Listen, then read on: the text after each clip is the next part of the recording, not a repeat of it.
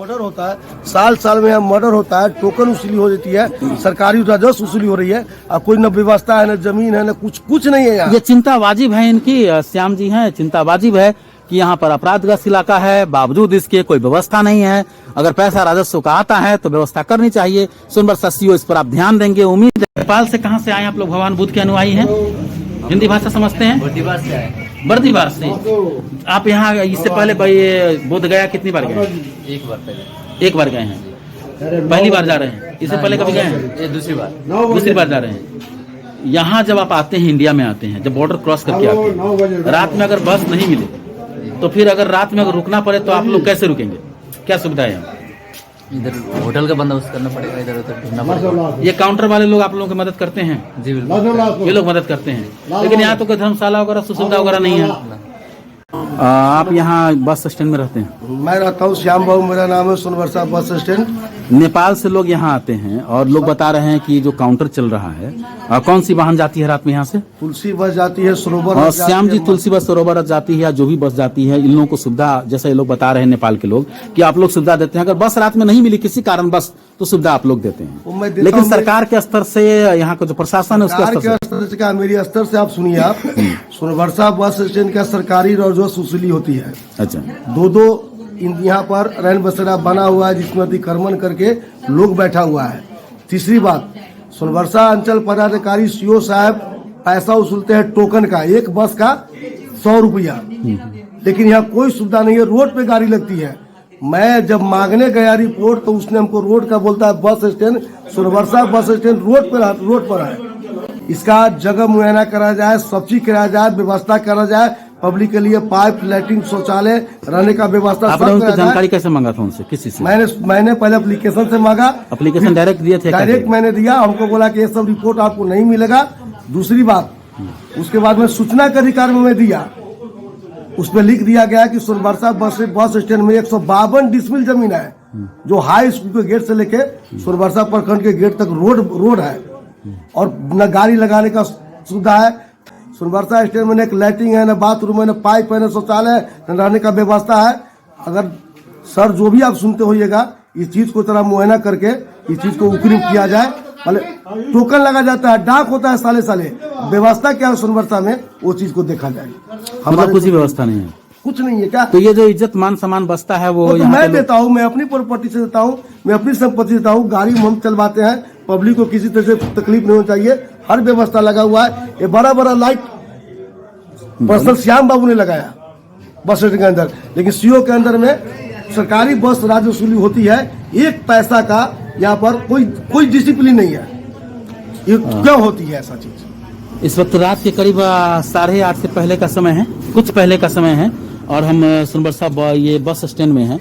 यहाँ आप काउंटर देख रहे हैं, और ये लगातार हम सामाजिक मुद्दे को उठाते रहे हैं। कहते हैं ना कि अक्सर पुलिस और प्रशासन कहते हैं कि भाई अपराधग्रस्त इलाका है, लेकिन आप ये जब बताइए कि आपके तरफ से क्या व्यवस्था है? सोनबरसा सीओ, आप खुद सुनिए लोगों की जुबानी कि आप पैसा लेते हैं बस से, और बावजूद इसके कोई व्यवस्था नहीं देते हैं। काउंटर पर जो लोग हैं, उन लोगों के बारे में नेपाल के लोगों ने कहा है, जो भगवान बुद्ध के अनुयायी हैं, साफ बता रहे हैं कि इन लोगों को व्यवस्था इन लोगों के जरिए मिलती है।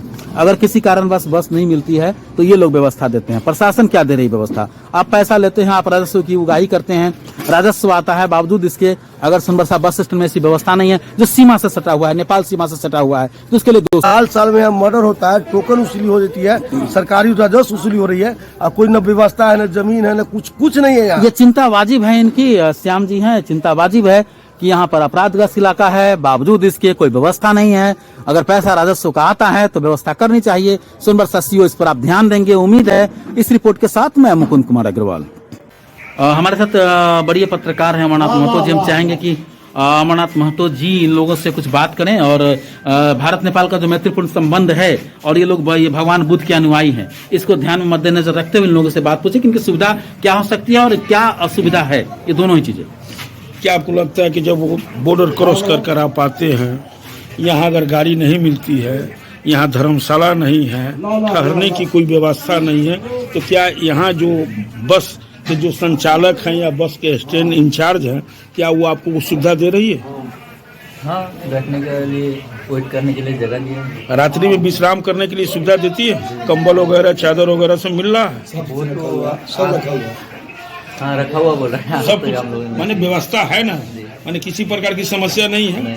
इस यहाँ से सोनबरसा जो अभी बस स्टैंड में आप हैं, क्या इस सुविधा से आप खुश हैं?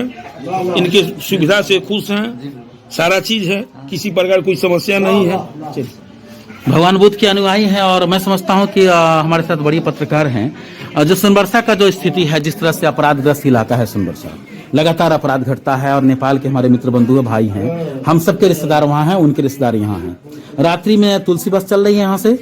अगर ये काउंटर वाले या बस वाले सुविधा नहीं दे तो ठहरने की क्या व्यवस्था है? चूंकि बड़ी पत्रकार हैं, वर्षों से पत्रकारिता करते हैं। सवाल यहाँ है कि सरकार द्वारा सरकारी बस स्टैंड मायने जरूर रखता है कि सरकारी बस स्टैंड से कुछ पैसे भी सरकार को राजस्व आती, परंतु सरकार के द्वारा यहाँ सुविधा नहीं। एक रैन बसेरा था, लोगों ने अतिक्रमण कर चुका है। तीसरी बात यह है, यहाँ एक होटल नहीं, एक धर्मशाला नहीं है।